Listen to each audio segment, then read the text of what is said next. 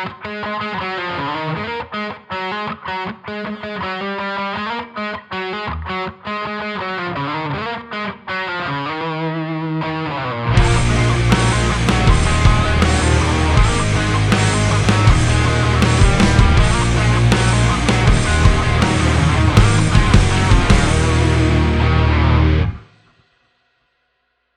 well, first we should let them know that Blake, Justin, and Bradley could not make it tonight, so it's okay. Yeah. But Yeah. they're with us. No, it's all good, guys. For sure. All right. Well, tonight on Stream Warriors podcast number 6, I believe. I think so. Yeah, 6 or 7. Well, 6 or 7, either way. We're gonna bring on a very special guest tonight, Mr. Craig Ahrens. I've been friends with him on Facebook for, I don't know, probably going close to a year. And I got a message from him one night about a independent little film that he took part of, and it's called The Evil Down the Street. It is one of my personal favorite movies. I absolutely love the movie. I've watched it countless times. You can watch it on Amazon Prime or Tubi, which I believe we're going to use Tubi tonight. I know I am. Yeah, I have Amazon Prime, but I didn't know if you guys do. Yeah, I'll be on Prime. All right, cool. All right. All right. So, Devin and Michael, you might as well introduce yourselves. Hi. How you doing? I'm Michael. I have an obsession with Friday the 13th, and I like to make Jason masks. That's my dark side. But no, I appreciate you being here and giving us the time to kind of explain the process and the thoughts on the movie that you guys made, and I'm really excited to talk to you about it. Right on. All right. What's up? I'm Devin. I think we've talked before. Right. But yeah, I'm actually really eager to watch this movie. Like, I watched the first 2 minutes of it earlier. And I'm like, oh shit, I gotta replay this now. But yeah, I usually like collecting horror movie props and stuff, and yeah. Very cool. Very cool. All right, right, and Mike. Craig, Are is there we ready anything to start this thing? that you want to put in before we start? Yeah, the only thing I would say before ever becoming a filmmaker, the family in question that this film was based upon, I had known for years, again, way before ever being a filmmaker. And what always struck me back in the day, that their story could have been any family. So there was nothing unusual about them. Mm-hmm. And there's a line in the film, it says, does mom seem okay to you? Because I remember like early on, it's just like, she was like kind of off, but not really. It's just like, because I wasn't around her, like, let's say necessarily a ton, but it's like, you kind of like, something's kind of like going on here. So, and they lived in a nice area. And the original working title was The Family Down the Street. It's always struck me like this could have been any family, but that kind of sounds like a Mary Poppins musical. So we thought, well, yeah, I can see right? that. Yeah. And so Evil Down the Street made a little bit more sense. And their story wasn't over the top. So if we went over the top, we would have been very disingenuous. So, we try to depict it best we can. Thanks to my business partner, David Espinosa, who did a masterful job in co-writing the script with me, along with directing the film. So, hope you all enjoy, but that's the slight little backstory. Cool. I've seen it a couple times, just because I want to be prepared. But I get it now that you said you wanted to be true to the story and not be over the top. Right. So that makes it so much better. Like that's one thing I like when we do these stuff and we actually get some film directors or writers and all that stuff we get to talk to. We really find the backstory of why a movie is really made, and that makes a movie even 10 times better. Yeah. Okay. Well, that's cool. Yeah. That's if we would have had her like crawling across the ceiling or her head spinning. That's just not this film, and that would have been wrong. And then there were points in the movie where I was kind of almost expecting it. Yeah. And then it's like, but now it makes so much sense. It makes it. Yeah. I appreciate you being true to the story and not going over the top just to wow people. Cool. Yeah. So we got some negative people saying, "Oh, it should have been scary," or this and that. I said, "Look, there's my instinctively want to say, well, go watch other movies that do that, but that was not this story. And if we took it there, we would have been frauds. It just would not have been cool." Well, that's cool. All right. Well, you guys want to start this off? Before you do, is it all right to mention the posters, Craig? Oh yeah, by yeah. all means, Shay. Forgot Yeah, about that. sure, Sorry. of course. Yeah, just want to let everybody know that Craig and director David Espinosa actually are offering us up an autograph signed by cast and crew. We, as the mods and admins of the stream here, decided that we're going to come up with a contest, and the winner will win this copy, which is going to be really awesome. It's autographed also by Elena Gerard. Right. You'll recognize her in the film. She has a major role. Not to mention because she's beautiful, but she's very beautiful. She's a great actress, and I've become friends with her on Facebook as well. That's one thing I love about David and Craig is they're open, they're honest.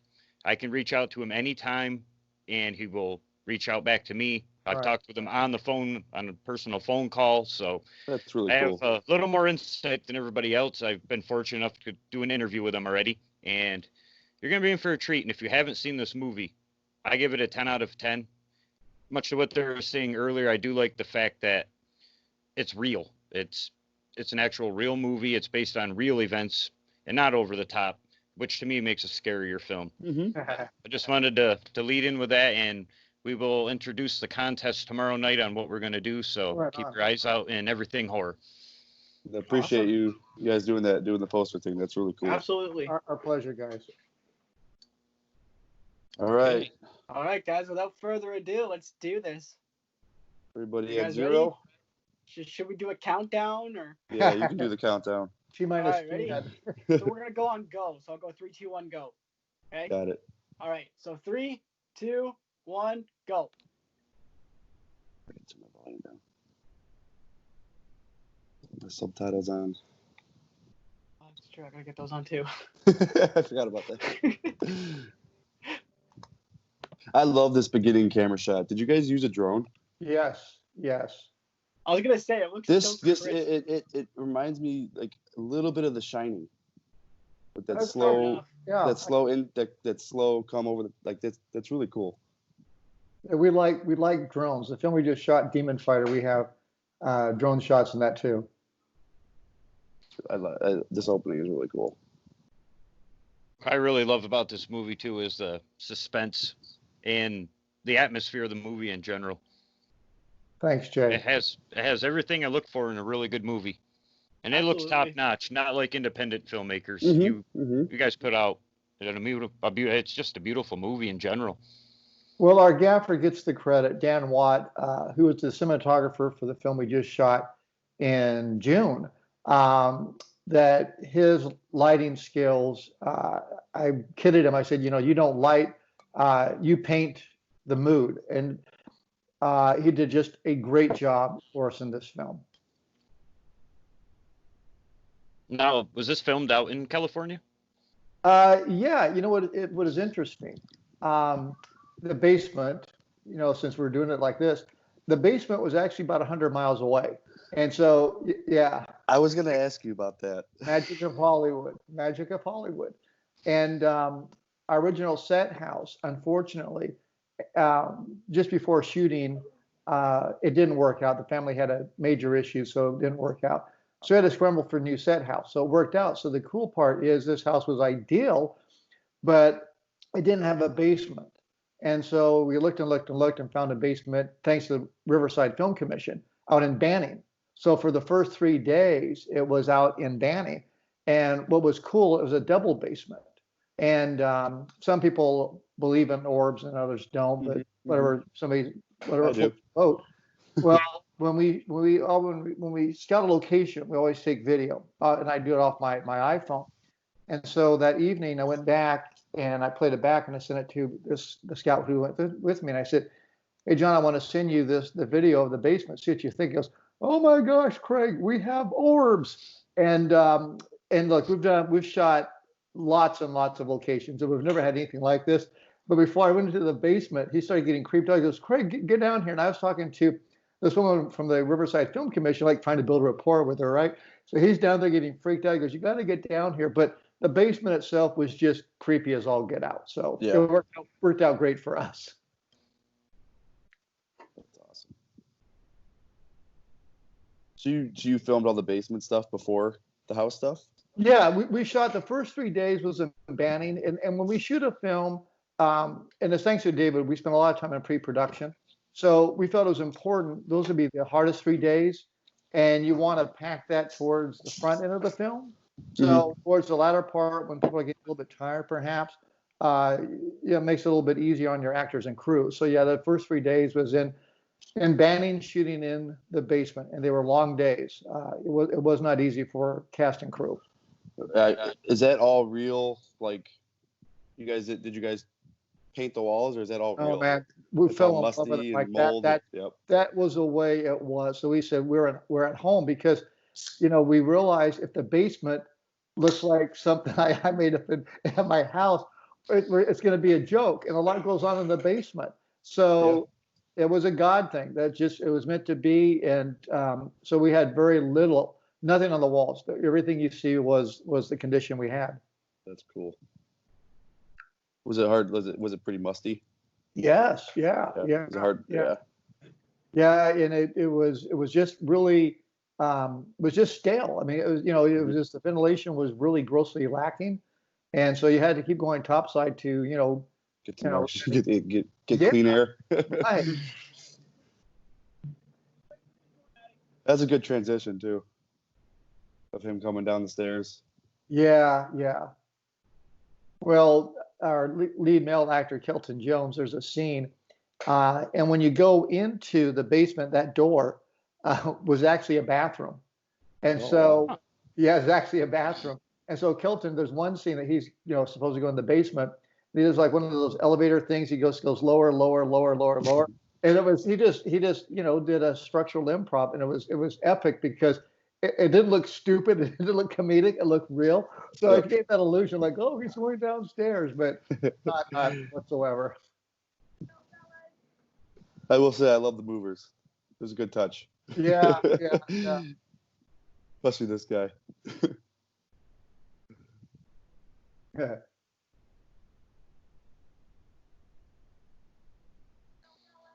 That is a beautiful house, though. Yeah, this house and the original set house were both like a little over 4,000 square feet, and it really gave us room to move. And the house that we shot the film in, from a floor plan wise. Oh, there he is.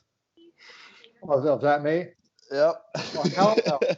Somebody should have told me I was in this damn thing. I will say at the end of when you guys walk away, oh my God, I was laughing so hard. Well, okay. You talk too damn much. Well, that was not in the script. But, we were there and I'm listening to her. And it started becoming annoying. When you write a script and you do all the rehearsals, things don't stand out the same. But if you're really present and you're trying to, I'm not a method actor. Go ahead. So you adapted. So you were filming this scene and you're taking it in and adapting it as you're acting. Well, we had you're going through it in your mind. Well, number one, an important skill set with any good actor is good listening skills. You have to be present, because if your scene partner drops a line, you just can't stand there like a deer in high beams. So you have to, you have to keep the parade going, so to speak. And so I'm just listening to her. And after the last line, we're supposed to just walk across the street. And it just would have looked so vacant in a film. No, that was. And so I'm perfect. Just listening to her, and she's going fast and everything. That's why I just turned. I said to her, I said, "You talk." And she's a really good improv actor. And her response was something like, "Well, she blew me off." And like, "Well, wait for me." Yep. So yeah, that we just did that. So that was on the spot. Yeah. Awesome. That's awesome. That's one thing. It felt real. Well, because she was annoying. So I think that's why. It came from a place of truth that she's just talking so much, but that's her character. I mean, that's the way her character was designed. I will say that like you guys nailed it with actually believing that this is like a real family. Well, I appreciate that. We so much the success of any film begins and ends with casting. Mhm. And and especially for Elena's character, we had a lot of auditions for that role. And as soon as the actress, the note was they're now possessed, becoming. It was just like watching a light switch because subtle, less is more. So it was over the top. It just, again, that's not how it was. So, it's a tricky character because you're kind of playing, like three faces of Eve. I mean, you're kind of drifting in and out of this. So Mhm. it was challenging, and Elena did a terrific job. Kelton Jones, an actor friend of mine for a number of years, and he auditioned like everybody else. And the sisters did a good That's the job. that's the father, right? Yeah, Okay. exactly, Mike. Okay. And again, I So have. Go ahead. I'm sorry. she, Gerard, she, I swear I've seen her. She just has that persona that she's been in a ton of movies. Yeah, you very She, well could have. You very well could have. but she's really good. I'd like to see her in more roles. Yeah, she was on set. It was uncomfortable being around her, and she would kind of kid me, and I always stayed clear of her because she would just kind of go to where she needed to go, and I just Is she a purposely. method actor? That's a great question. I truly don't know. Yeah. David works, my business partner. He works a lot more hands-on with the actors. Now, David and I will have sidebar conversations, Mhm. but he's right there with them. And I'm not hands-on at all like that for kind of the obvious reasons. Yeah.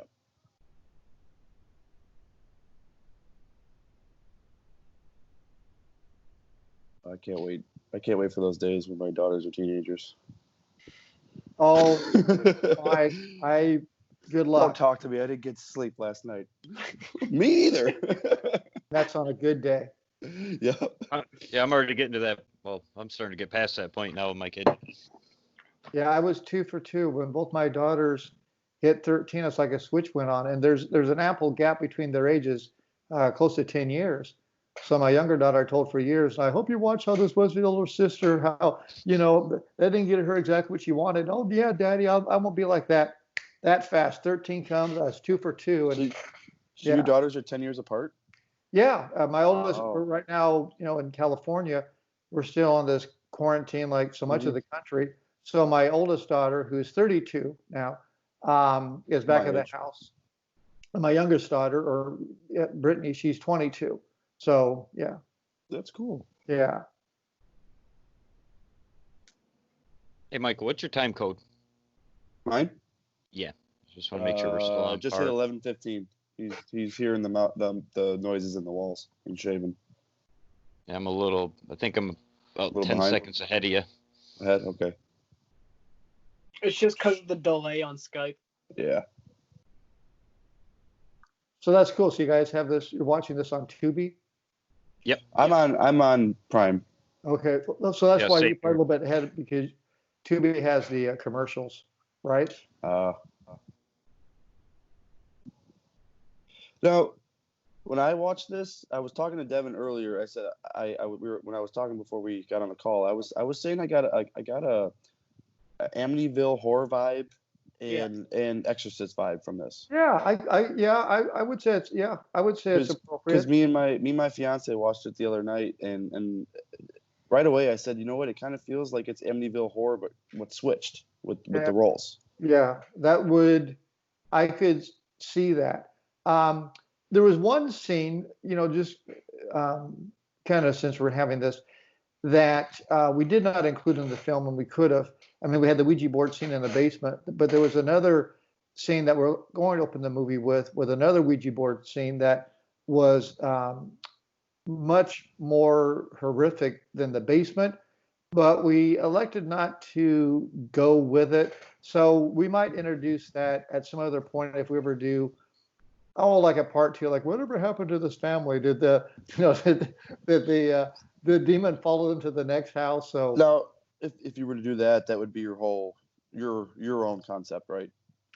No, because it'd be more, the family story would continue. So if we wanted to go that route, uh, so it would still be inspired by that. But Yeah. because I mean, we leave it kind of hanging, the end same. Hmm. Like maybe there's, maybe it isn't quite over yet.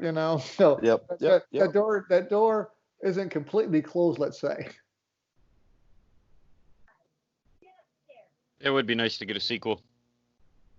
Yeah, the projects we have right now, we shot Crumbs Yeah. last I year. was looking up on that. I was going to ask you about that later.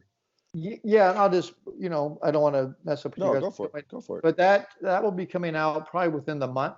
Cool. And we shot Demon Fighter in June, and that'll be coming out first of next year. And God willing, we're going to shoot um, our fourth film, uh, maybe September, October of this year, called Love and Quarantine. Ooh. It's totally out of, this is not going to be paranormal meets horror. It is just, straight up um, uh, comedy, that, Cool. based upon, when you say Love and Quarantine, based upon, what is, kind of going on around us. Yep. So it's a concept that David came up with, and the way we come up with our stories is, first of all, what's the basis of the story, and then, you're fact checking, and then, do you have a beginning, middle, and end, if you will. And so Demon Fighter, he wrote by himself in the same Love and Quarantine, and I think Love and Quarantine will be fun for people. Cool. That'll be out what? That'll be next year, Mike. Next year. Okay. Let's say summer. Cool. Yeah, summer 2021, maybe. You said the Crumbs will be out We're hoping in a within month. 30 days. Hopefully. We're hoping, Cool. yeah, hoping within 30 days. And that one, I looked it up earlier, but I'm blanking right now. It's about family in a cabin or something. Yeah, there's interesting backstory, and you can just Google this and look at this, at your leisure, called The Bloody Benders. And that was the inspiration behind this film. And as a family of four, and if you were a guest at their place, it may not always go so well. So That's cool. so That it's sounds inspired by interesting. That sounds really interesting, dude. Yeah, unless you're one of their guests. And yeah, they real life family. You just read the story. It was they were brutal. I mean, it was not cool. Yeah. So it's based off of true events. Yeah, with you can say true events or historical. That Okay. was the inspiration. It's the Benders story. And they're referred to as the Bloody Benders. It's a mom and dad. They have two kids, but some of that, like with the son, it's kind of like questionable. Did they really have him? So there is some shroud of mystery about them. But yeah, they whacked a number of people. Their whole thing was you'd have a wayward travelers want to stay at their place. They had food as well, and they tried to position the guest to sit at the table, and behind the guest was a curtain. And then the son and the dad would whack them in the head. They had a trap door, drop into the basement, slice their throat, and steal their valuables. So yeah. I mean, That like, sounds awesome. like like 1880s, But we read the story, thought, whoa, isn't this something? And but yeah, you can just read it on Wikipedia, or just Google Okay, cool. Bloody Benders, and then they killed one. There's a politician back east. His brother went missing, and all of a sudden, like a lot of people missing in this area, and so he came to town with another person looking for his brother, and so they had a town meeting, and they're going to go house to house to house to try to find anything going on, and the Benders left. So they got to the Benders' house. The livestock, they had like a couple of cows and a goat, but not much. But they really looked underfed. They thought that seems strange. And they went through the house and nobody was there. It looked like it had been gone for a little while. Well, then they found the trap door dropping to their basement. And that's when they found, the blood and this and this and that. It's like, holy cow. Then they started digging the area, and then they started excavating all the various bodies. But the Benders were flown the coop, Allegedly never heard from again. Wow.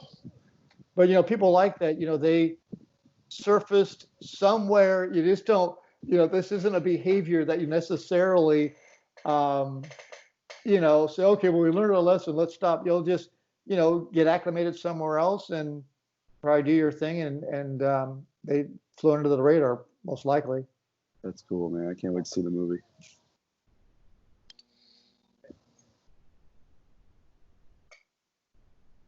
Where you guys? Is she am I still behind? She just picked up. I'm in the bathroom scene now where she's brushing her hair. Yep, I'm there too. I'm at 1911. Oh, I gotta see where I'm at. You're at 1911? 1918 now. Yeah. I'm at 1849. Yeah, I'm at 1850. All right.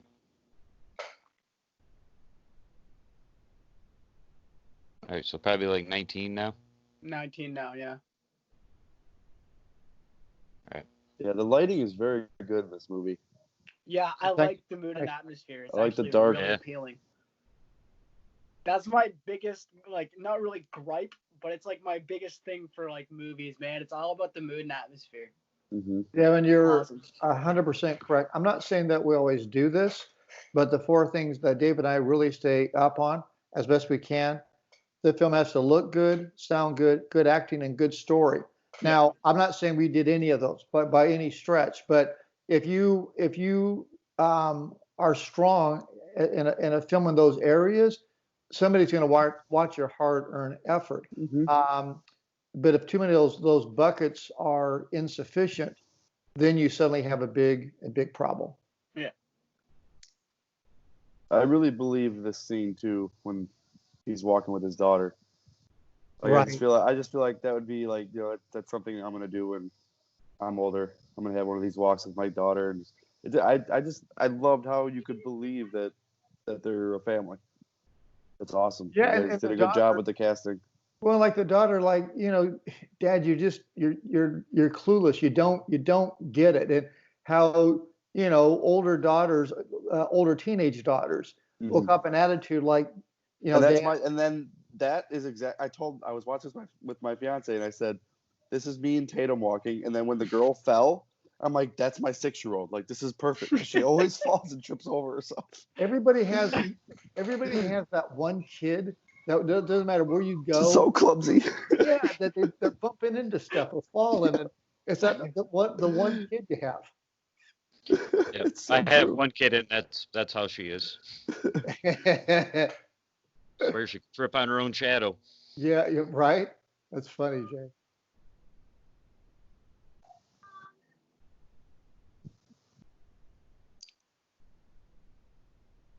So how many days you, of filming did you actually Dude, Jay, I spend was at just the going to house? ask you. Jay, I was This just going to was- say the same thing. Yeah, great question. This was scheduled as an 18-day shoot, but we got it done in 17. Wow, that's not long. Yeah, it just What was your total film day on this from first day to completion? What would you say? 3 months? well, again, we worked 6 on, 1 off. So we started on a Monday, and then how's that calculate out? You get Sunday off. Yeah, right. Exactly, Mike. And so a 6 on, 1 off. And so I think we wrapped on a Thursday or a Friday, however that works out mathematically. I love this scene. Yeah, it's She is one gorgeous woman. Well, and she's in real life just a terrific person. She seems like she'd be really down to earth and cool. She truly is. She truly is. I like the fact that it's all red. Yeah, I like one the red color lighting. is The very red Right? lighting. Now do you see why I like that for the poster concept? Yeah. That's the one we chose, right? With the house on top and then her on the bottom. Yeah. Yeah.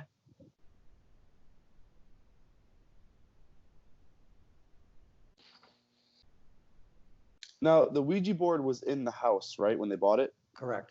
Okay. Came with This part was creepy. When she's just sitting there mumbling, and she's like, oh, this is so it's just creepy. just talking to herself, and her eyes just staring. Is that when she's laying in bed? Yeah. Yeah. You know that shot, Dan Watt gets great credit with the overhead shot. The rig that he constructed took a long time in making. Yeah. Long time in making, yeah, to get that shot overhead.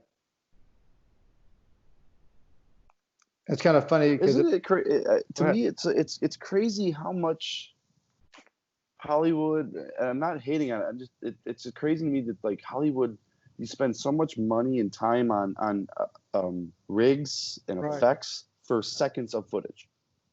I was going to say the very same thing.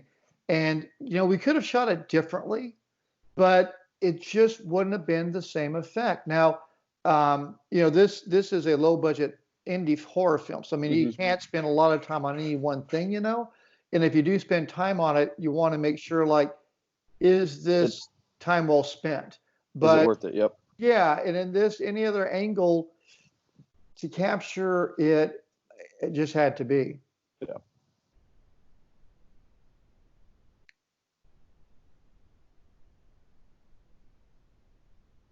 I love the shadow through the window. Or the when he's at the computer and he sees the shadow. Yeah.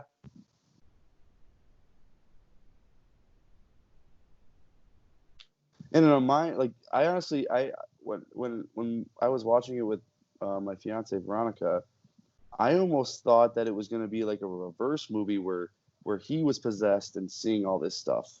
Oh, okay. Like I thought that was going to be like a big spin at the end, and he was actually the one possessed. Yeah. But then that's like, a kind of cool concept. As it kept going on, I'm like, no, I gotta avoid that out. No, but I could see that. Like, is it her? Is it him? Yep.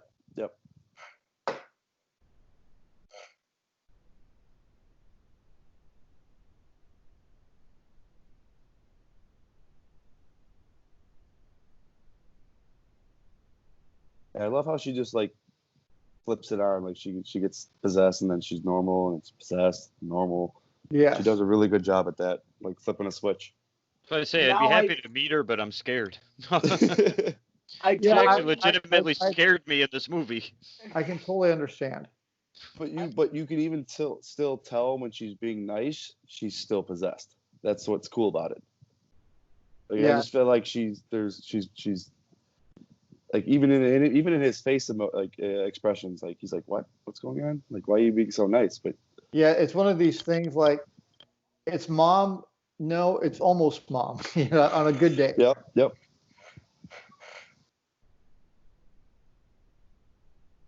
Yeah, I'm definitely getting Paranormal Activity / Exorcist vibes. So you're right about that, Mike. I got Amityville Horror vibes for sure. I did too, actually. Just between the tension between the mom and the dad. Yeah. I actually said that to David in our interview that we had. Now, if she goes out back chopping wood, then we're good.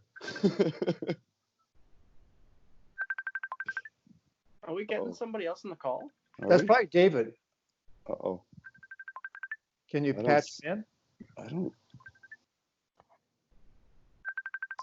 Let's see if I can see who's calling.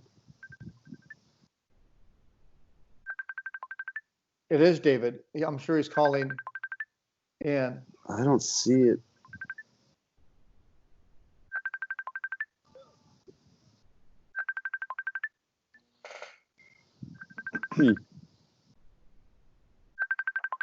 Because it's coming up on my in Messenger. I just tried calling David again. Okay. So.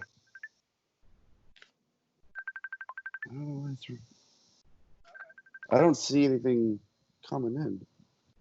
You could maybe call him now. The call. I called him again. But Jay started the call, so I don't know if Jay has to call him. Oh, okay. But I called you, so I don't know. I sent him the link in his messenger. That should allow him to join. Yeah, I'm calling him right now. He's getting. So if that was him. Father Bob. I love that name. Should I tell him to click on the link? I just got a thing that says David was unavailable. Can I give him a call real fast? You mind? Okay. Oh, absolutely. Right.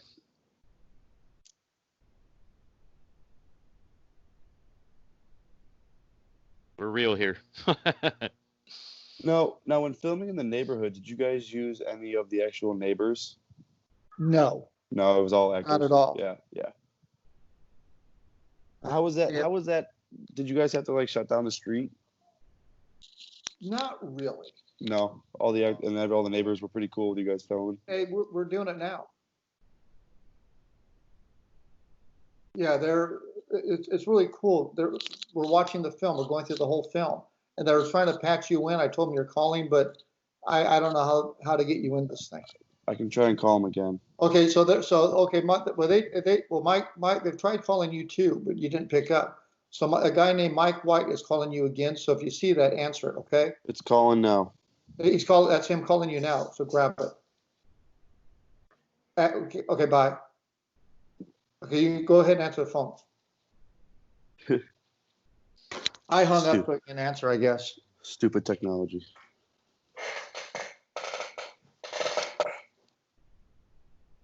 It's still calling. Well, like I said, it's easier for us to make films than it is to do. Exactly. There he is. There he is. Hey. Hello? How you doing? David, welcome. He's arrived. He lives.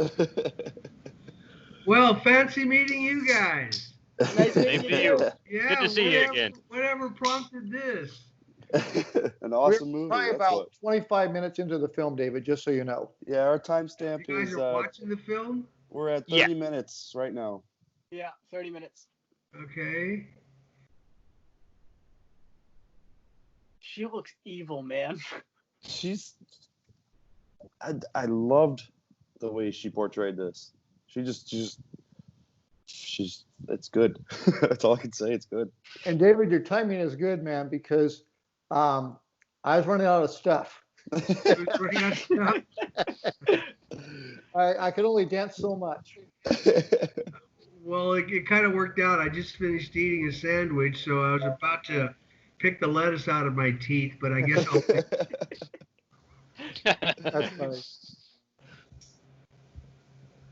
So, David, do you have anything that I know we're watching the movie, but is there anything that you would like to? I asked Craig at the beginning if you wanted to add anything before we started. So, if you want to elaborate, add anything, please feel free to do that. So, Well, I'm to add anything, I'd have to know what preceded it. But let's assume he was talking something about what this film was about. I'm just gonna go for it. That. Correct. Yes. correct. And the casting was perfect. I was saying the family makes you feel like it's a real family. It's like I said before. Craig said that the story, like before, like when I first watched it, I was expecting a little more, to be honest. But when Craig said he wanted to stay true to the actual story and not go over the top and really explain the story, like that makes it like I told him, I said I love doing this with directors and writers and finding out the true visions behind the movies. Well, it's interesting because when the script was first being developed, it was going in one direction, and then I hooked up with Craig and we started talking about the script and decided, based on how much money we didn't have, that perhaps it should go in another direction. So I said, hey, well, why don't we take all the hocus pocus stuff out of it, all the wall crawlers and head spinners, and let's keep it as simple as possible, make it as authentic as possible so that it, looks like the people down the street. Yep. The guy next door. Yep. It's got a homey feeling. It's like you said, like when I first watched it and Jay was telling me, I watched it with my fiance a couple days ago for the first time, and I love horror movies. So when Jay tells me to watch a movie, I'm going into it expecting like, oh, blood, guts, crazy shit. Not always. And now I realize I can't do that anymore. Well, really interestingly, I had the same conversation with somebody else relative to terror versus horror. and we were distinguishing between blood and guts and all those types of films versus something that deals with your psyche, something that terrorizes you. It's a mind fuck, essentially. Sorry for swearing, but mind fuck. Yeah, pretty much. It's in this film, thinking of your mom, my mom, your mom. Exactly. Something like this was going on, and you were to see your mom doing some of these things, that'd weird you out. I mean, my mom. Yeah. That little old chubby lady, that weirded me out times 20. So I thought that was, I thought that was more terrifying and scarier than other things. And I didn't think necessarily did we have to kill anybody or stab anybody or anything like that. There's only several drops of blood in the whole film. Yep. And we did that on purpose because, again, we didn't have a lot of money. Well, and also in the real story, if we had, we would have been frauds. So there's other movies that have that. This not being one of them. No, not at all. That's not the story. No. We believe that we can do quality films with a very modest budget and make certain that in doing so, everybody gets paid. All the actors get paid. All the technicians get paid. Everybody gets paid. The costumer, the designer, the graphics people, sound, everybody gets paid. And not a wait and see pay. Let's see if the film does any good and we'll get money. No. We pay people as we work weekly, any way they want, check, Vimeo, whatever, PayPal, whatever, the cash. We've had some people, can you give me cash? We're like, sure. Sure. That's better. Because we're an indie film company, but that doesn't mean that we are not professional. David, you're involved on the Crumbs too, right? Correct. Yes. Craig was talking about that. I'm excited for that one. That one looks, Craig was explaining the backstory of it, and I'm really excited for that one. That should be cool. Well, we think it's an interesting piece. It's a creepy thing. We like the premise of what it's about, but more than the plot line, we like the issues that we raise. We are trying to do films that entertain you first, and maybe get you thinking, and leaving you for more. Yeah, and hopefully maybe they help you understand something. They're films like anything else, so a number of levels of understanding. I think right before you joined, we were talking about, are we gonna get a Evil Down the Street 2? That's definitely a thought we had. We've had a lot of people ask about that for a number of different reasons. I started developing a script where I was thinking about that, and then I changed my mind and said, wants to see my old butt.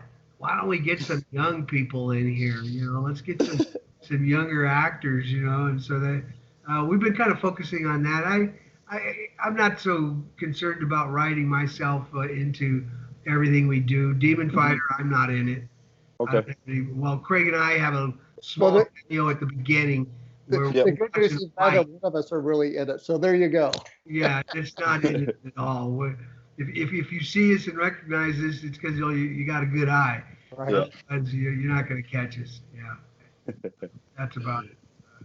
We make films for other people, not for ourselves. I'm glad you do. Right on. Thanks. We appreciate that. So where are you at in the film right now? Right now we are 37-25. Yep. They're Craig is over at the house having fun and having drinks.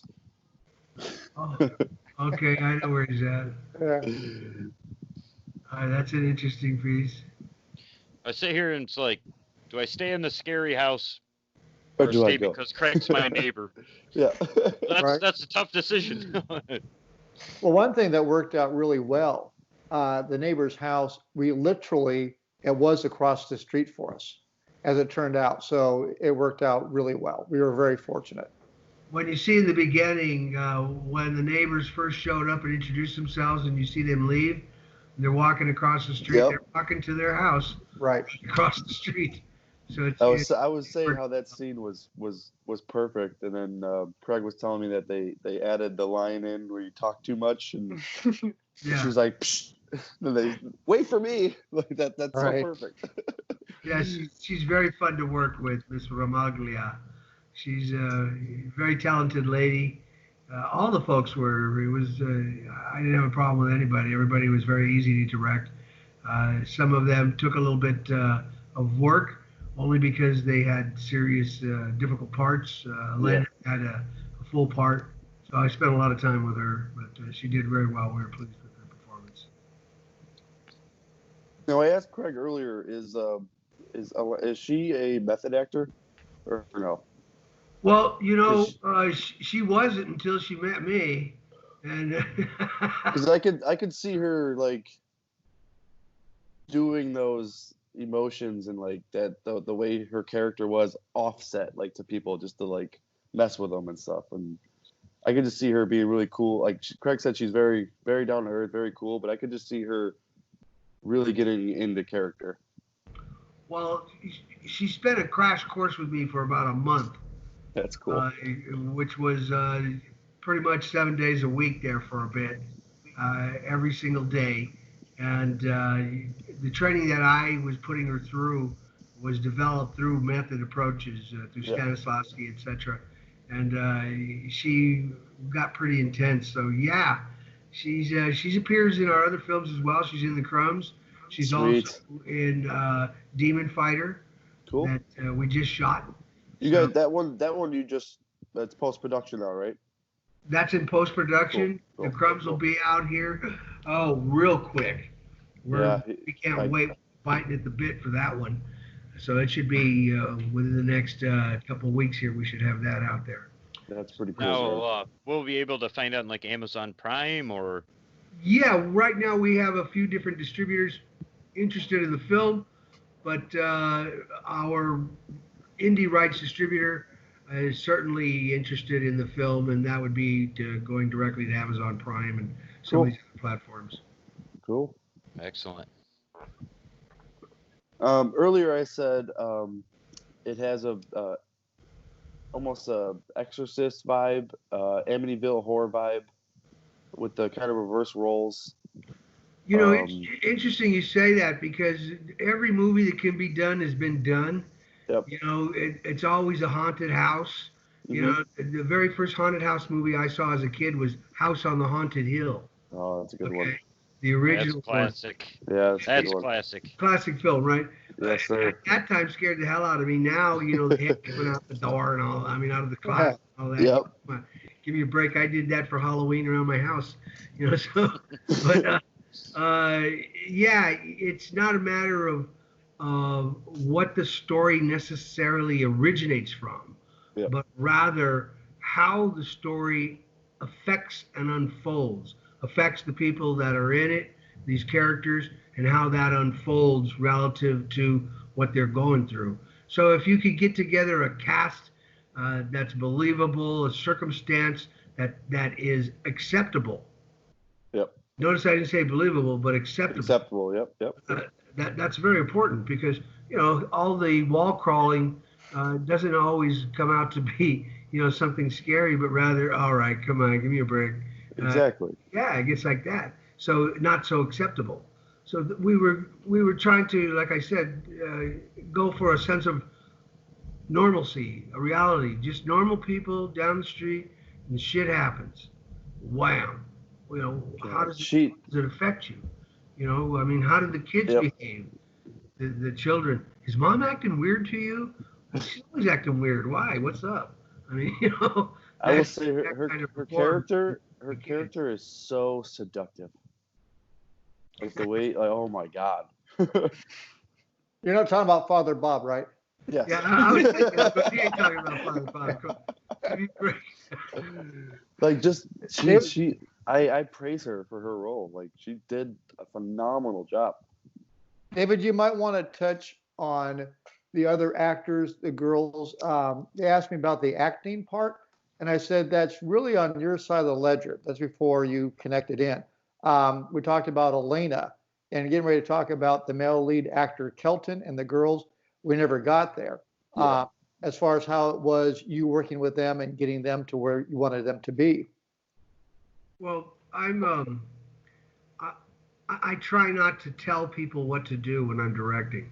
I prefer they discover it and find it for themselves, because then it's theirs as opposed to mine, and they're trying to do what I want. So what I will do is I will, right when we're starting a scene, the actors know what's going on already, and I will let them show me what they got. Do your thing. Let's see what you're doing. And as they do stuff, I will start to work them with questions. Okay, so what's this about? Why are you saying this? Why is this person saying this to you? Where's this coming? And help them understand what's really going on. Yeah. What are they doing to each other? Not so much what they're saying, that's obvious, it's in the dialogue, but what they're doing to each other, which is the underpinning, which is the a lot of people want to call in between the lines, if you will, the true story that's happening. Because, well, when we communicate, it's not what we say to each other, it's what we do. Remember, we could say pass the salt and threaten each other, or flirt, Right. or flirt with each other, or beg, or console. Yeah. And so it doesn't Very matter true. what we say, it's what we're doing. And in that being said, these actors were very easy to work with. They all have their own styles, but I quickly bring actors around to understanding some simple ways to communicate. And it's pretty effective. I think you see it with Elena. She, like I said, I put her through a torturous month of intense training with this. She had never done a lead role in a feature film. Yeah, But this when is her we first lead, auditioned right? her, She's done a couple other small films before she's done this, right? small Yeah. films, etc., commercials, it's things like that. But she's never done a lead. But when we auditioned her, two things. One, she looked the part. hmm That was very important. We always cast that way first. Consider that first. Do you look like the part? And then can you act? And she was able to take direction really, really well. So I told Craig, hey, I think I could work with her. I think I could get the performance we need out of her. I had long conversations with her, put her through a couple more auditions. She did really well. So I cast her with an understanding that I was going to be doing that, working with her on a daily basis. She came through with flying colors. It burned her out, but not until it was done. And then on the way out the door of the last scene, I think that's when she collapsed. We called the ambulance and shipped her off, right, Craig? But she came back. She was possessed. Well, we rewrote. I'm gonna give you guys an inside secret here. Uh-oh. We rewrote the ending. Originally, the ending was this possessed person runs out into the street and a car hits her. No, no. Knocks the shit out of her. Just tears her ass. Is that now? That's not. Is that because I know this is based off true events, right? That was your own vision of the ending. Yeah, Craig and I thought it'd be nice to kill her. No, I think that would have been too cliche. Yeah, exactly right. That's why we didn't do it. We were like, okay, never mind. I was telling Craig earlier that I felt like when I first went into it, I felt I was expecting more, expecting all this stuff, and then like I said, I loved that it was just true to the story, man. It makes it so much better. It's understanding, and the fact that you guys are like very very down to earth, and you give the actors time and you let them be themselves, but direct them in the same way. That's awesome. Thank Now, you. also, when you said something earlier about the actor might look like they're. I was gonna say, have you ever ran into an actor that is a great actor but doesn't look the part? Oh yes. Is that hard? Is that hard to shoot them down? Oh yes, I had a personal experience with it. I was once asked to read the lead for a show, for an audition by the director, came to me personally, said, prepare for this part, the lead. I was like excited. I said, yeah, I had it down. I had that down, but I didn't look like the part. Yeah. And come time where we're actually going to do it and they're going to casting, the guy walks in who looks just like the part. And he could act. And he was a really good guy. Yeah. So it was like really difficult for me to say, no, I'm pissed off. So they cast that guy in the role and I got the lesser role. I ended up playing Martini in One Flew Over the Cuckoo's Nest. Oh, really? Yeah, and I'd studied, are you ready? That's what I'm saying, for R.P. McMurphy. Now, I do not look like R.P. McMurphy, nowhere, no how. It was a play or the movie? You were in the It movie? was a play. Okay, okay. Yeah, but I was very excited about it because it was early awesome, on in my dude. career, and I was flattered that the director asked me to prepare for that role and all that. And I had it down. I have a pretty good memory. I had that shit down. That's a great movie, by the way. Yeah, it was. That's a great script. It's amazing. Yeah, it is very good, very good. Matter of fact, Nurse Ratched, I think, just turned some god. I think it's. She's got to be up what, 90s, 80 or 90? Like that, something up there. There's no doubt. Yeah, she played that part. Whew. Yeah, she was scary. Mm-hmm. Do you remember that movie? What was it? It's where that lady likes this actor, this author. James Caan plays the author. Misery. Misery. Yeah. I haven't seen that in a long time. Was that tough to take when she was blocking it? Kathy Bates. Yeah. She is amazing. I love Kathy Bates. She is. She'd be cool to work. See, those would be some cool people to work with. She seems like she's just so cool to work with. You ask yourself, would you work any different? Would you be any different working with a noted actor?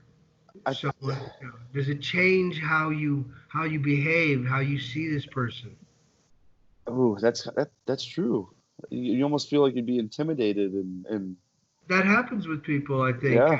I've thought about that often. I've been on set with some pretty noted actors, and I never felt intimidated, and I never felt enthralled, but I always felt very respectful. Yeah. If I were in the business, that would definitely. I can't. This is just my opinion or observation, but if I was in the business and I was working with somebody, I would just be like, "You are, I respect you." It's just that's got to be a weird feeling to deal with if you're a lower actor and you have like a A-list actor that you're working with. That's got to be so weird to do. And it's cool, like, to think that sometimes you adapt to that. You learn from them. Yeah, hopefully. Yeah, hopefully.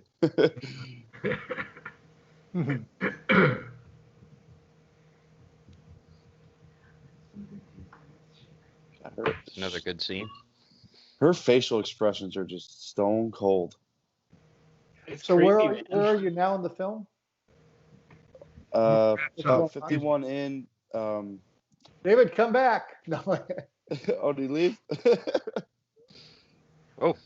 The dad's hugging Maddie and the mom's standing behind her. Okay. Yeah. Just staring. Yeah. It's an ice cold stare. And she just walks away.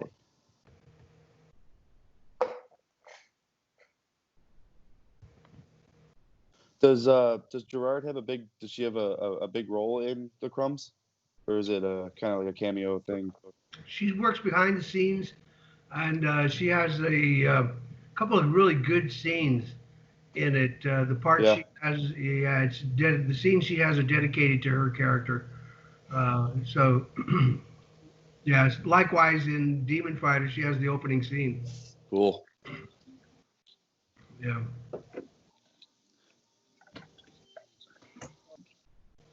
They kick you out of your space. What's that? I see you relocating. They kick you out. Oh, no, I'm just grabbing another beverage. But Oh, my okay. neighbor's playing some music, so I might have to close the garage. Uh, Can you guys hear the music or no? no. No. Okay. No. So what we're doing right now is a live broadcast, or you're editing this out, or We are just recording the call. Yeah. uh, So if you guys want, we can send you. We're gonna edit it after because we've been having troubles going live with echoes and stuff. So we ordered some. Devin ordered some new stuff for his computer, so we're hopefully gonna be able to go live after this. But we will go through it. We'll edit it. If you guys want, we can send you the final version before we post it. If you guys want to review it, oh, that's okay. If not, whatever you can stand, we can stand. literally all we do is we record the call. We will put an intro on it, Yeah. and then let it play. There you So go. if you guys are cool with that, Oh yeah, it is what it Awesome. is. Let it be. Let it be. Awesome. People really seem to like the commentaries. I've noticed. yeah, Yeah, That's cool. I've noticed. Lots of people like the Terrifier commentary that we did. Yeah, Oh, I that bet. was interesting. That was interesting.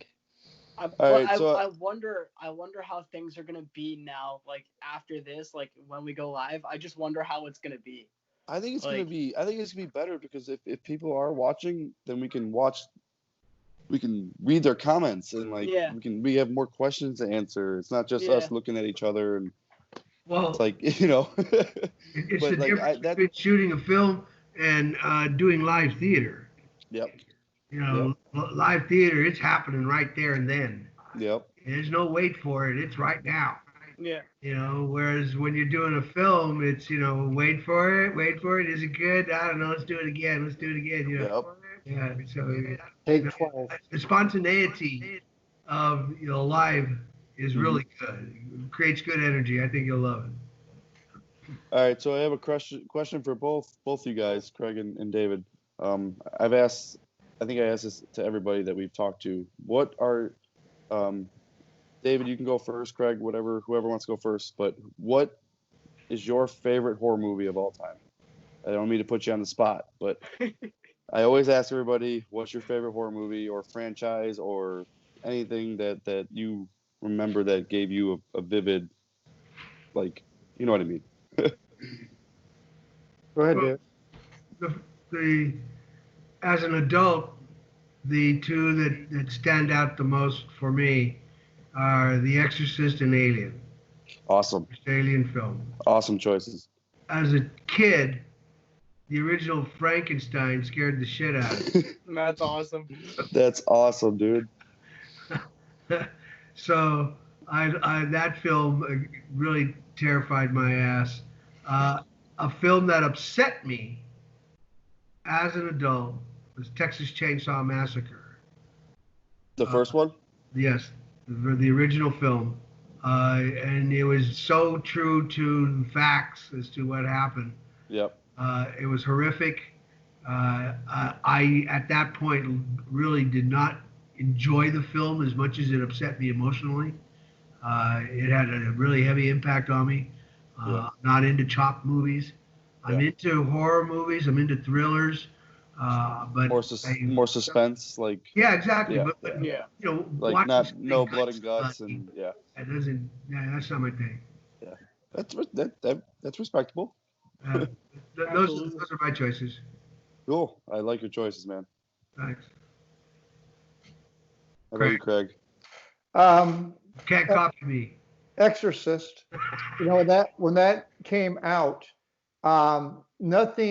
we hadn't seen anything like that in cinema, and so I saw it in at the theater, and it was scary as all hell. So for me, it's pretty easy. Exorcist, and when Linda Blair, her head spun around, Oh God.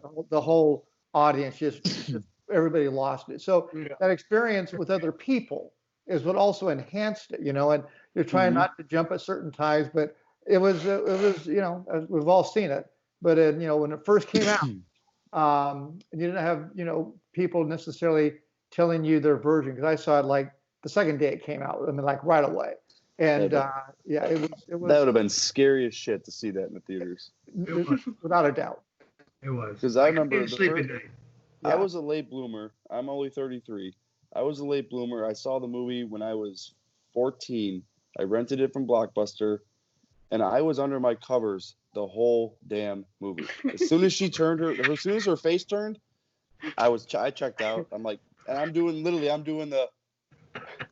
I know. It scared the hell out of me. I can honestly say that is the only movie that has actually scared the living hell out of me for the first time seeing it. I love all horror movies, but that movie, I still remember that first time I saw that movie, and that was it. Yeah, it's pretty horrific. All right, she's drinking on the couch now. He's I yelling heard. at her. I could hear that him. She's a little excited. I just love how she's just smirking at him.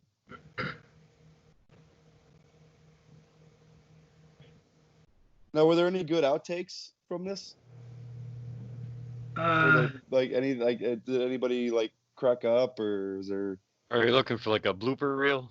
I'm asking if there was any any scenes where really. like you guys just couldn't It was get a pretty down. serious set. Yeah.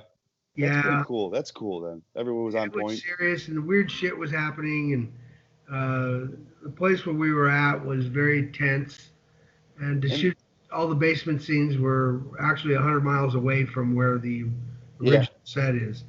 So the only reason why I asked that was because of that yelling scene where he's just yelling at her on the couch. Like, I was wondering how many takes of that have to like take, or was she laughing? How many takes of that was like, was she laughing? there were some moments, Yeah. you say that, yeah, but for the most part, wow, the tension was I mean thick. Yeah. Yeah, it was pretty thick, and you could feel it. Elena preferred to keep the environment tense. That's awesome. She didn't want it full of jokes and Yeah. lighthearted. Because then you lose focus. Exactly, because that's not what was happening there. So down to the last hour, it maintained that type of tension, and when we were done, it was like, whew. I mean, it was like a burden lifted off of you. Yeah. 3,000 pounds off your shoulders, right? Yeah. Yeah. Seriously. I like the scene where the daughter's running around the house and she's looking for the board, right? Oh yeah, she's That's looking for. They went for the ride. Yep. Okay, yeah, and she's looking for the board. She's wants to see what's happening with that thing, and just kind of checking out what her mom's doing.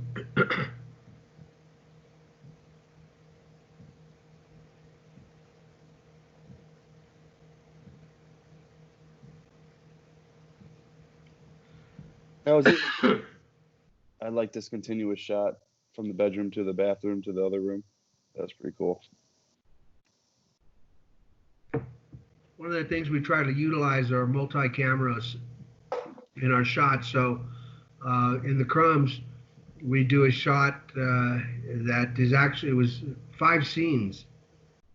We connected them by placing cameras at various spots. So we went from an interior of a car to the exterior of a building to the interior of the building to upstairs inside the building inside another interior of a room. Continuous. Wow. That's awesome. We did it in one take. Wow. Oh, yeah, dude.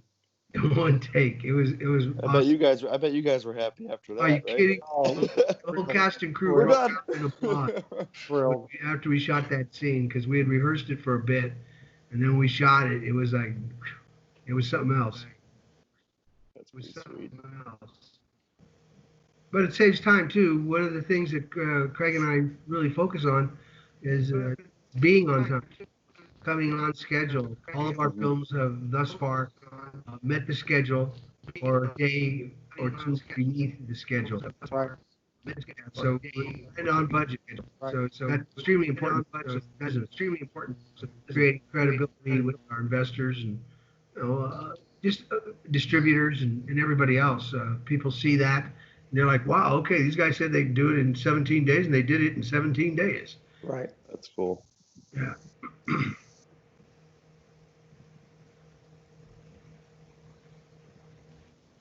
I think that's a distinction that we have as indie filmmakers. Uh, a lot of indie filmmakers don't necessarily approach this as a business per se. They they think too much on the art side, and by that, don't get me wrong, art is my love. It's what I do. Yep. All the way around on a number of different levels of media. But I also understand business and understand that application and the necessity for pursuing what we do with that in mind. It keeps our decision making focused. It's not about me. It's not about Craig. It's about the film. It's about CRA. Is that good for us? Yeah. That's cool. You guys are down to earth, and I like that. Well, it makes sense. You know. Otherwise, why are we doing this? We're too old to do it for our ego. That's Yeah. it's funny, but it's true. Yeah. You know, it's cool. We lost the ego like I'm losing hair, man. A good wife takes care of that part. There you go. Yeah, you got some good hair, Craig. Yeah. Well, I spent a lot of money for it. No, I'm kidding. It is. It's like what John Wayne said, right? They asked him if that was his hair, and he said, "Well, I hope so. I paid for it. I own it now. I got the receipt." Right. See.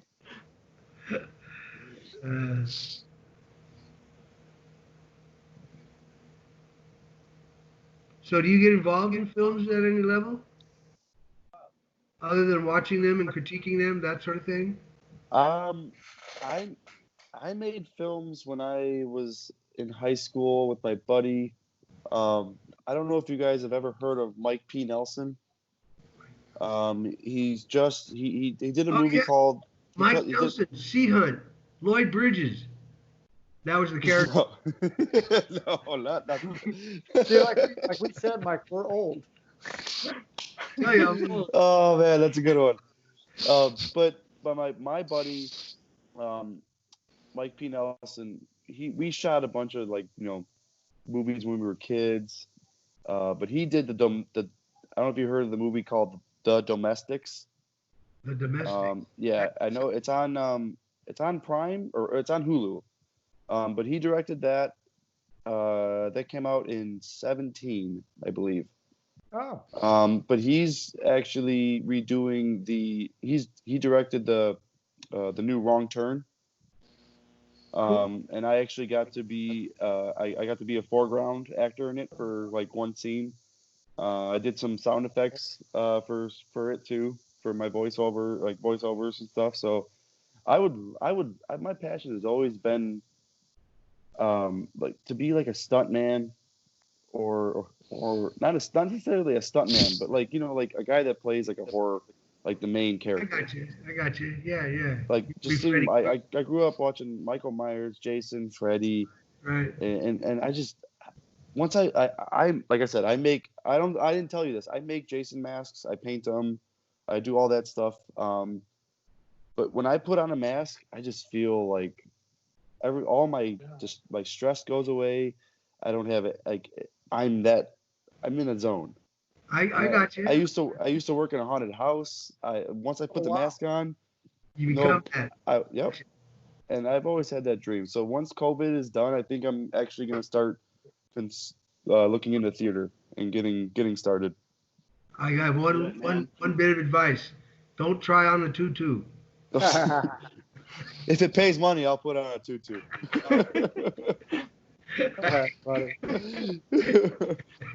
I grew up with three sisters, so I can sad to say I was gonna say you'll do that for fun. You're good with your feminine side. I got okay. I have three sisters and I have two daughters, so Right on. I got you.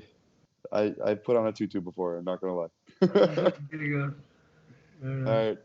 We're at this dinner scene with Father Bob. Father Bob.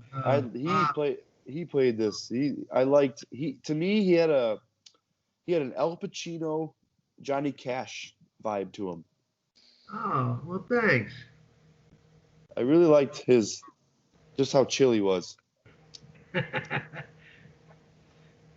Well, he drinks a little. A little bit.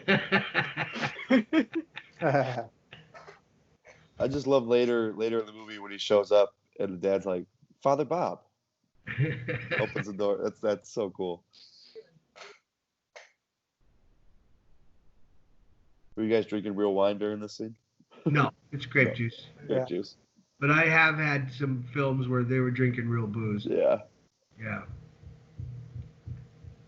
As a matter of fact, I was involved with this one film. It never went anywhere. But when they called us the very first time after I got cast, and the very first day on set, we met at an Irish pub in San Francisco. Oh, that's sweet. Yeah, this was a gangster film, a street film, right? And the producer and the director, the first thing they did was lined up Irish whiskey for everybody. Woo. No, thank you. Yeah. Anyway, you want to do it, shots or coffee? I said, just give me mine. Bam. All right, let's do this. Let's go. Yeah. Sign me up. I love acting. Well, they're from the true method actors, right? Why should I fake it? You know? It's like in Django when the guy, not Big Daddy, but the other one, I forgot the actor. How can I forget the actor? Come on. DiCaprio? DiCaprio? Thank you, DiCaprio. When he slammed that. Yeah, he cut his hand. Oh yeah. Damn. Yeah, he cut his hand for real, right?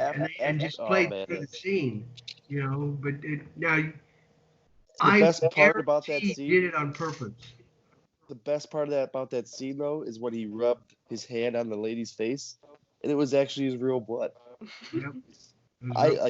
Now that you say that, do you think he did do it on purpose? I think so, because he comes from that school too, you know, just like North, I forgot the actor's name. Anyway, he played Down and Out in Beverly Hills. Nick Nolte. Yeah. Nick Nolte, thank you. Yep. Okay. Yeah, he went and spent a couple of months living in the street, eating out of garbage cans, prepping for that movie. Seriously? Yep, on the serious side. He lived out in the alleys, man, and was sleeping in the park with the winos. Wow. That was his thing there for a minute. Yeah, some actors, you know, I guess I had it a little bit luckier. I grew up poor, so I don't have to, you know, go method act. You know, think back. Oh yeah, I remember when I had to eat that. No. No.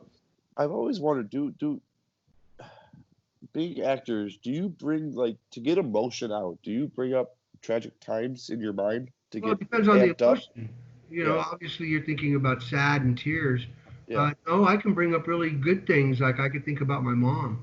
Yeah. You know, and I use triggers. Sometimes it's a song. Sometimes that's a good word for it. Trigger. Yes. And that's what they are. They're emotional triggers. Like if I smell tortillas, fresh. Cooked, oh yeah, it just kills me. I start thinking of my mom in the kitchen, and making tortillas, and I can see her, and that quick, it starts to trigger my emotions.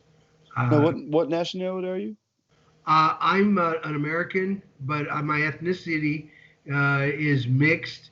It's Mexican, Indian, German.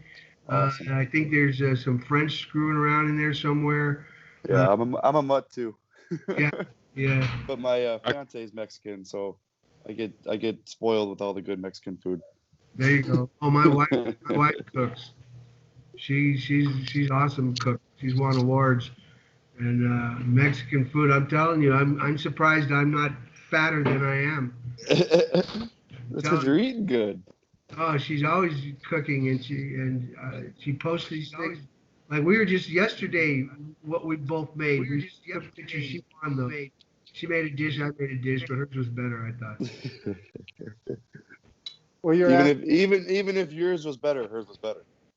You're asking Mike about emotions. A big plus for us. David is also, and been so for a long time, an acting coach. So where we can discuss an actor And I will go to David and say, well, how do you feel about them? Can he get them to where they need to be? Because he'll be the one, like I said early on. I mean, you asked me about the actors, and that's his side of the ledger, not mine so much. And a real plus for us that we don't have, let's say, issues on set, getting an actor where they need to be.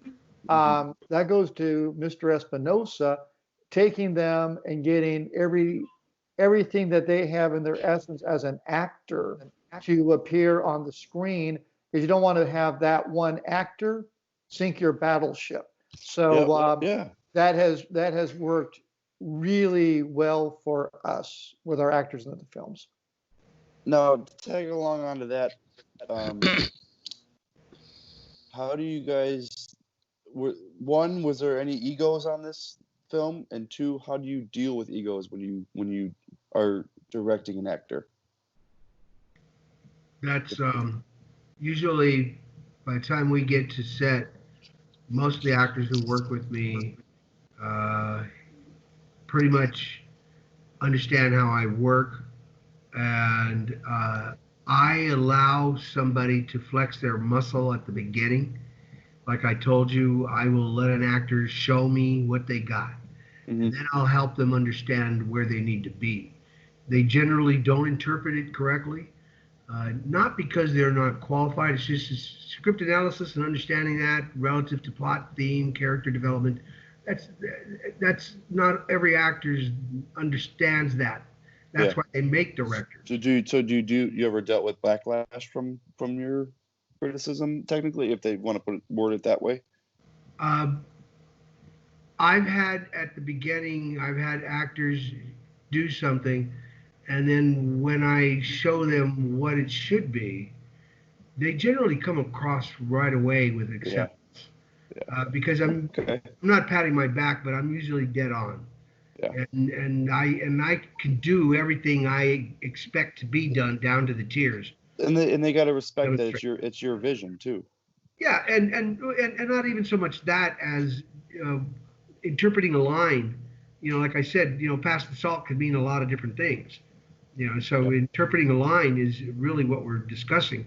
And when I'm working with an actor, if they can't get it, I try not to just show it and demonstrate it. I will if we get down to the wire and they're not getting it. Then I'll say, okay, watch this. Let me show you something. But seldom do I do that. I'm generally pretty good at getting them to find it, to discover it, and then it's theirs. And then they'll go, oh, I got it. Okay. And then they can do it. They can perform it. And it comes across, believable. Yep. Yeah. All right, so we're at the basement stairs scene with the knife. This is where I thought the movie was going to turn and there was going to be some big killing. Yeah. And I just, now that I go back and look, like I see this again, and he just walks up and grabs the knife. Like, it's so cool. Like, you're expecting her to just stab him, but she doesn't. And that's what everybody wants. Yeah. And I totally get it now. And it's kind of sick that people want that. But yeah, it is very sick. It is very sick. But that's not. But this is, I will be honest with you, this is what I was expecting. I was expecting her to stab him or kill him or she was about to like freak out and jump scare you. But no, it was just so subtle and just that's it. And they hug. Yeah, and she's more like delirious. Do you think it's her demon is really her alcohol? Oh. What is the demon? What's the demon that possesses us? Wow. That makes that. Thank you for that. That's a good one. It's not necessarily could not be an actual demon. Exactly right. But then again, it is. It is. You ask any junkie, anybody who's ever a reformed alcoholic, they will tell you that person was not me. They will. Yeah. The first thing they'll tell you that straight out. First thing, that person was not me. And so that goes back to where I was talking to Craig before you joined, is like where she flips back and forth between her emotions. So like when she wakes up in the morning, she's mom again, but Exactly right. And as soon as she starts drinking, what happens? She goes up batshit Goes off. crazy. All the demon comes out of her. Interesting. Yeah. Damn, I'm gonna have to watch this like 2 or 3 more times. Well, see, here's what we're about: to entertain, to inform, and hopefully to enlighten. Yep. And that's what we want our films to do. At the basic level, to entertain and hopefully maybe inform you about something. Hopefully you see yourself somewhere in there, and hopefully you don't. But you know, and I saw. I told Craig earlier. I saw myself when the dad and the daughter were walking, and I said, "This is gonna be me and my older daughter one day." And then as soon as the younger daughter tripped, and I said, "That's exactly my youngest daughter. She's clumsy." So I connected to that scene. isn't that strange how we Yep. find these relations? Yep. That's the And Craig always said you always have that one kid that just can't walk over his own feet. Yeah. Every family has one. Yep. But I will be right back. I will be literally a couple minutes. I'm gonna go check on my kids and use the bathroom. There you All right, go. buddy.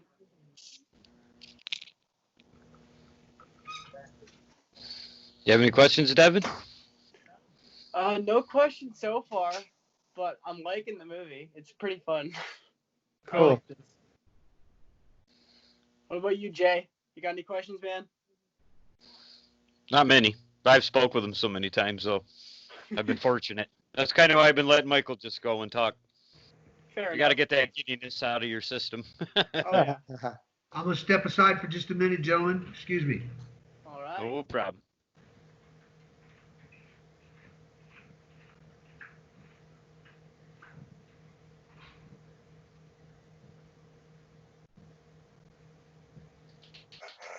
I do have one question, Craig. Sure. The main picture for like the trailer, where it's the house and it looks like Lena up in the upper stairs looking out the Right. door. Was that at all inspired by The Exorcist or just like coincidence? I absolutely love that image, though. Yeah, you know, that's a good question for David too. I remember when we shot that, and it might have been Dan Watt. I think somebody on our team. So inspired by The Exorcist, the answer would be no. The short answer. But somebody had an idea of capturing this shot, and it was kind of like later in the evening. So it's kind of like, do we want to do this? Does it make? Hey, David. Yeah. They're asking me about the shot with Elena upstairs, you know, the movie poster shot. And I said, in the window. yeah. And they're asking, you know, was that taken off The Exorcist? I said, no. I said, and it seems like if I remember correctly, it was kind of like in conversation with Dan Watt because it's late in the evening. Everybody's kind of tired. Well, but what was happening was we were out there and we were setting up the shot, 2 shots. One, he's crossing the street to go next door and she's looking out, and then we were going to catch the reverse on that. And as soon as she got in the window and he caught his mark at the beginning, I turned around and I looked at it and I said, that's the poster right there. That's the poster. I said, get that shot. Let's get a still of that. That's the poster. It just, and it could be, you know, influences artistically are subliminal, just like music. Right. You know, I might hear a riff on something, and then down the line, I'm playing something, and that same riff comes out of me in another context. So that doesn't mean necessarily that, you know, we're copying that other thing, but it's influencing us for sure. Mm-hmm. And there's no doubt that when I saw that shot, her standing up there looking out, that was so wicked looking, and him in the foreground, you know, watching. For me, it was just natural. Boom, that's the poster. So we jumped right on it, but it wasn't a conscious effort like, oh, that looks like The Exorcist. Let's do that, or let's set it up. We didn't even have that idea until, because when we're writing, and especially with that, we had written that scene out as to what we wanted. And then once we saw it, it was much better than what I had even thought about. And so it just happened.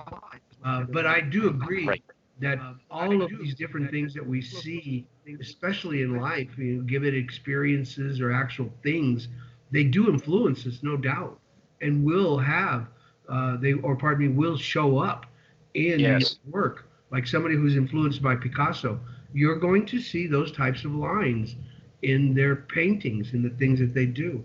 They're going to Absolutely. create odd-looking figures and distorted images and whatnot because that's their influence with anything. All I know is I wish I had that book, whatever he's holding, The Intermarriage with Demons, That's a sick book. For- I'll tell you something. for sick my about ex-wife. it. We didn't plan that. That wasn't no? ours. That belonged to the homeowners whose That was- house we So that's rented. the homeowner's bookshelf? Real library. Oh, you found that? That's their real library, and that's their real book. And the That's actor cool. and the actor randomly pulled that book off the shelf. No. Yeah, Randomly. yeah, And random. open to that page. What? Freaky, right? Now that we had a couple of weird things happen on That's set. badass. Yeah, that's why it was a wall fixture. It was a mirror that was attached to the wall. Nobody's standing near it. Nobody's even by it. Just bam, falls to the ground. Wow. Everybody starts looking around at each other. Okay. Orbs in a basement that's pitch black. Yeah, with Craig was no saying lights. that earlier. Yeah, where'd that come from? I mean, there was a lot of weird stuff. Like I said, the tension was very, very heavy on set. There wasn't a lot of light moments in this place. No, the goldfish up top in the thing is that the homeowners? All that's the homeowners. That's nuts. Yeah, we didn't mess with any of that. Very, very little did we redecorate, huh, Craig? Right. And David worked really hard with that goldfish to get some of those moves down. I'm telling you, it was something else, man. The goldfish was probably You trained him, huh? actors. Always got its cues and work. Well, Look at him. He's right, I have he's something right in the to say- shot. I have something to say about the goldfish. I think it was you, David, who made a comment later on.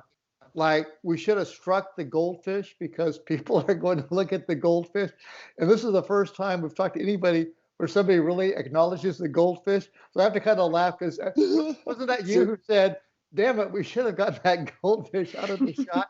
But then it was established, so the goldfish had to stay. That's awesome.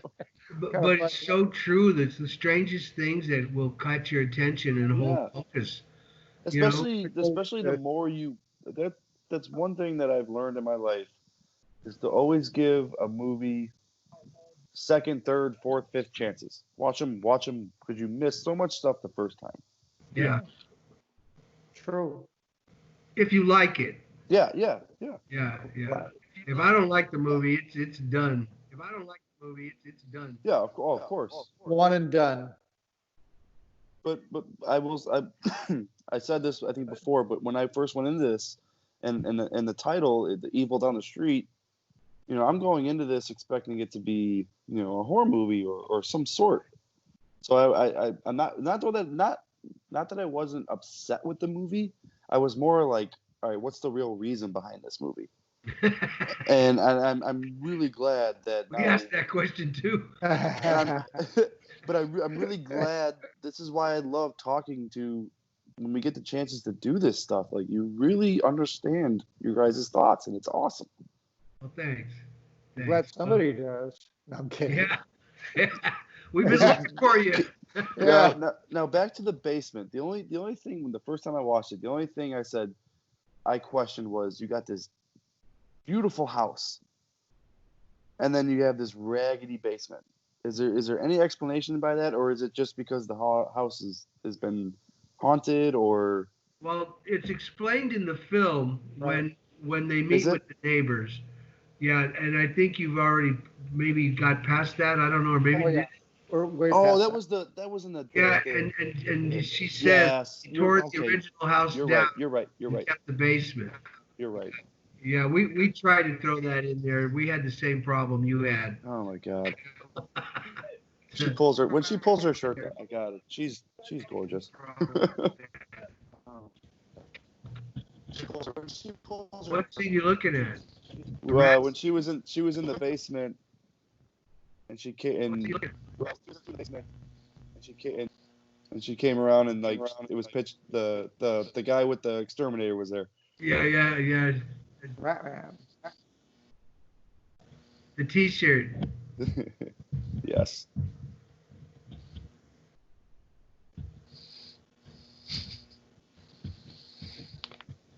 Let me ask you something. What's your viewership? Do they call in? When they see your show, do they phone in? Do you have a conversation with them? How does that work? So this is I think our 6th episode. So we've been trying to figure out complications and kinks and all that stuff. So what we've been doing is just recording the Skype call and then putting it on. But hopefully this coming week, Devin ordered some stuff for his computer. So Yeah. hopefully this coming week it will be the first time we actually go live. So right now it's just us and we're just recording it. Well, here's why I ask. Perhaps we could stimulate a little bit of interest. What we're doing is we're putting together 8x10 photos of Elena in the shot where she's in the basement and she's sitting there in that red, and she'll autograph the photos. Now, I'll take one. Absolutely. Well, also, we thought maybe your viewers, if you could hold it, maybe you hold a contest, ask somebody how many drops of blood are in the film. Third caller wins an autographed photo of Elena Gerard, the lead actress. Something like that. I don't know. What do you think? Good idea. Pretty cool. Yeah, I We'll definitely still want to do find the photos for you. contest. And of course, we'll give you one for your wall. Okay. an Yes, I would autograph love one. Absolutely. I would love one as well. Yeah, that's actually a really good idea. Like, Yeah, I'm sure we can construct something in the group. Like so we got to pick something in the movie that's like the goldfish. How many times did the goldfish turn left or right? Yeah, something like that, yeah. There you go. Yeah. What What's was the answer, Michael? line? I think 46. No, I have no idea. Yeah. So let us know if you think that's interesting, and by all means, we'll send you an autographed photo, and we can maybe stir up some interest with your viewers, and at the same time get some viewers to watch the film. Please, absolutely. Because I will definitely take a poster and give you guys a donation. Absolutely. We don't need a donation. Hell, we're just glad that you're willing to participate in our craziness. Well, we're all a little likewise crazy. as well. We're glad Absolutely. you guys are here as well with us. So we Thank appreciate you so it. much. Yeah, Thank this you is really so cool.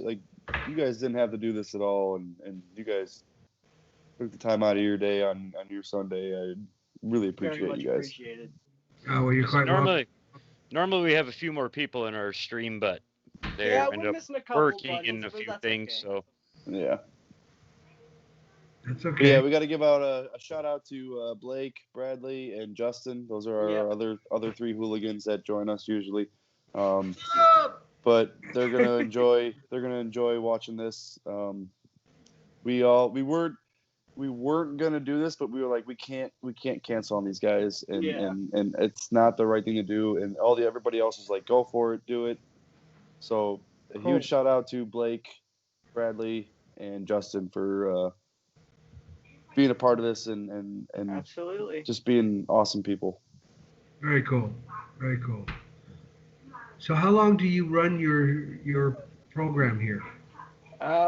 Longest we've gone about 3.5 hours with Adam Marcus. That was bad. You're scaring the shit out of Craig and I. Wow. Well, but usually that was our very first one, so we were all all on High Street. We were all giddy. We were like, oh my god, yeah, we all had so much to say that day. We just kept going. Oh yeah, it was great though. I had a fun time doing that one. Like, I like longer screens, but I usually like to go for like an hour, maybe an hour and a half. Yeah. I think we're doing a Chucky, all things Chucky on Tuesday. Yeah, Justin and I wanted to do Chucky 1 on Tuesday, where we just talk about the entire franchise. Cool. And the remake I might be TV free series. after 7, so Looks like I'll you're in for I'll a be treat, there. bud. Yeah, Marathon time. Oh, Well, we're right now. I'm at about 6:03, and my time. oh yeah, we're 9:04 What here. Yeah, 9:04? 9:05. there you go. That's about right. 8:04. 8:04 here. I'm good. Good old Illinois. And unfortunately, I am going to have to cut it short here in a little bit. Yeah. I thought we were going to be on at 4 o'clock, and I figured we'd be about an hour or so. And I made a commitment. We got 4 minutes left on the movie, so we can end it Yeah. right after that if you want. Or you That'll can dip work. out. Talk about timing. There you go. Now, what was like? I go back to when Father Bob's holding the necklace, and then it's just like now, like I want a second one because like you feel like it's not. I feel like she's not totally cured. She's not. Well, if you saw, well, you've seen the movie already before. Yeah. Okay, if you recall the ending when they drive away in the car, the family, Mm-hmm. and the shot is taken from upstairs outside the window. Yes, and the curtain falls. Right. Okay, who's inside there? Who's looking at them from up there? That's one. And then you see them drive away and the curtain falls. So what's with that? What's up there? What energy is up there doing that? Is there somebody? Is there something up there? Right. So when you see them getting in the car, look at and always think of the camera as being somebody's eyeballs. You're looking at somebody's eyeballs.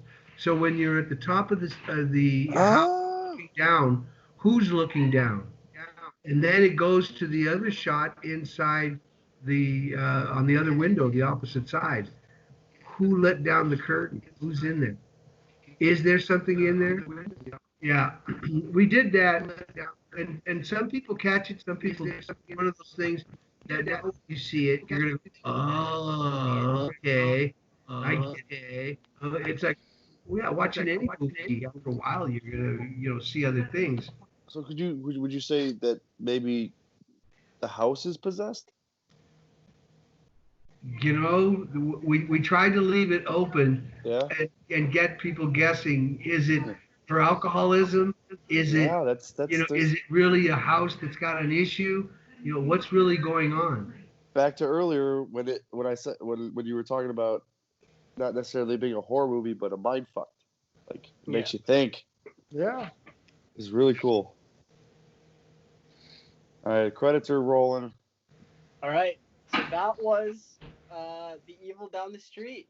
That was Devin, a really what were your fun reviews? commentary to do. Kevin, what do you think about it? Gentlemen, thank you for watching it. We appreciate Yeah, that. thanks for coming out, guys. Yeah. Craig I did, we appreciate Thank having you. you here for sure. Yeah. It's Thanks for always a giving us pleasure talking. thanks for giving us the time, guys. That's Oh, really cool. Pleasure. And hopefully we can keep chatting.